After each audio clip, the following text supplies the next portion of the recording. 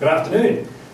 My name is Redmayne. I'm a second generation oyster farmer from Port Stephens up in New South Wales. So I found the oyster reef restoration project a very interesting one to research. It was also a great example of industry collaboration. The Nature Conservancy, Victorian Fisheries Authority and the Albert Park Yachting and Angling Club all working together to restore the reefs that have almost completely vanished from Port Phillip Bay. To date, they have restored 1,200 square metres of reef at Geelong Arm and Hobson's Bay by laying down a foundation of 180 tonnes of limestone and repopulating it with the native Angazi oyster from the Victorian Shellfish Hatchery in Queenscliff, much like these little gems that I grew here. We spoke to Simon Craigan from the Nature Conservancy about their role in the project. The Nature Conservancy are foundation partners, co-founders, project managers and lead implementers in the Port Phillip Bay oyster reef restoration. Simon was quite excited about the idea of uniting 3 different partners and working together on a project.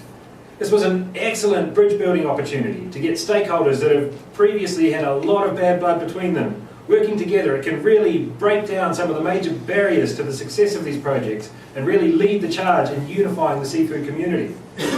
One of the Nature Conservancy's key roles was to help source funding, which has been identified as one of the key barriers in habitat restoration.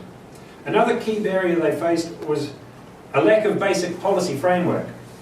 One issue that did arise was the lack of representation by the commercial fishers, even though everyone seems to agree that we need to keep growing the marine restoration capacity across Australia.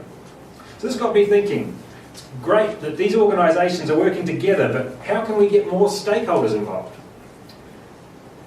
To find answers to this, I asked around my local oyster farming community to see what's stopping them getting involved.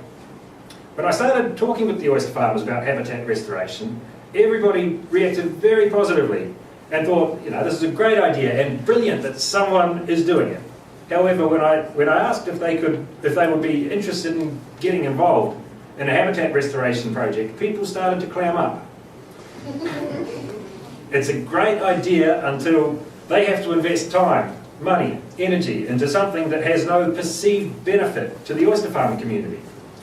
People refer to oysters as the canaries of the waterways. Oyster farmers' livelihoods depend on good water quality, so we're regularly testing to make sure our harbours are healthy. There's almost a feeling of, we've done enough. Why should we be involved in fixing someone else's problem? But if the water quality drops and we can't harvest, then we're really going to wish we had done something before it became our problem. I spoke briefly to Sam Gordon from Blue Harvest, a seafood sales and marketing agency specialising in aquaculture, to see if habitat restoration was something they would look at investing in. And his response was very positive and said it was definitely something they would consider, listing positives such as social licence and more food in the water as obvious benefits.